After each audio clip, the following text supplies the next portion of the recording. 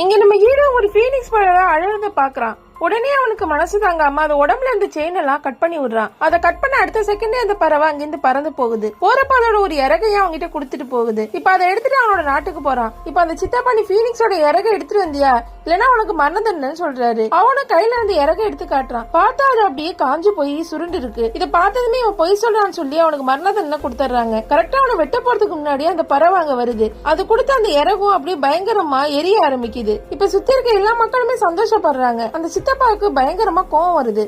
இப்ப இவனை மறுபடியும் கொல்லணும்னு மறுபடியும் இன்னொரு பிளான் போடுறாரு. இந்த உலகத்திலேயே ஒரு பெரிய திமிங்கலம் இருக்கு, நீ அதை கூட்டிட்டு வான்னு சொல்றாரு. அவங்கிட்ட ஒரு மந்திர சக்தி உள்ள கழுத இருக்கும். அது அப்படியே பறந்து அவன் அங்க கூட்டிட்டு போகுது. இப்ப அவன் அங்க போறான். பார்த்தா அந்த திமிங்கலத்தை சுத்தி கட்டி வச்சிருக்காங்க.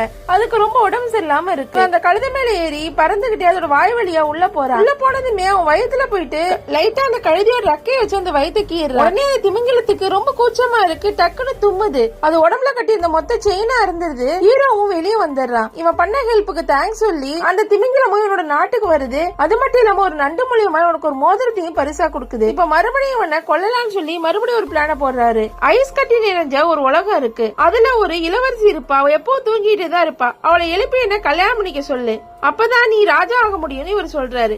இவனும் சரினா அந்த இடத்துக்கு தன்னோட கழுத மூலியமா சீக்கிரமாவே போயிடுறான். இப்ப பார்த்தா அங்க ஒரு பெரிய சுவர் இருக்கு. உடனே அவன் கையில வச்சிருந்த அந்த பீனிக்ஸோட இறகு மறுபடியும் எரிய ஆரம்பிக்குது. அந்த பெரிய சுவத்தையே உடைச்சிடுது. இப்ப அந்த ராணி கிட்ட போறப்போ அதே இறக வச்சு அவளை எழுப்பிடுறான். அவ எழுந்ததுமே நீ என்னோட சித்தப்பா கல்யாணம் பண்ணிக்கன்னு சொல்றா.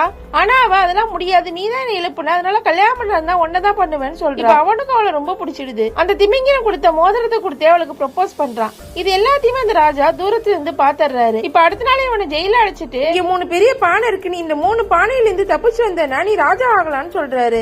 இப்ப ஹீரோ பிடிச்ச அந்த பானையில தள்ளி விடுறாரு. அவன் ஃபர்ஸ்ட் இருக்க அந்த கொதிக்கிற தண்ணிக்குள்ள விழுறான். விழுந்ததுமே ராணி கையில போட்டிருந்த அந்த மோதிரத்தை தூக்கி போடுறாங்க. போட்டதுமே அந்த அதிர்வுல ஹீரோ மேல வந்துடுறான். இப்ப அடுத்த பானைக்குள்ள போறான். அந்த பானை முழுக்க பயங்கர சில்லுன்னு இருக்கு. அவன் உடம்பே அப்படியே ஒரு நிமிஷத்துல உறைஞ்சு போகுது. நல்லவே அந்த இடத்துக்கு அந்த பீனிக்ஸ் பறவை வருது. அதோட ஒரு இறக தூக்கி போடுது. மறுபடியும் ஹீரோ அதுல இருந்து தப்பிச்சு 3வது பானைக்குள்ள இருந்து விழறான். 3வதா கொதிக்கிற பால் இருக்கும், அதுக்குள்ள போய் விழுவான். இப்ப ஹீரோட கதை முடிஞ்சிடுச்சுன்னு எல்லாருமே கிளம்பி போறாங்க.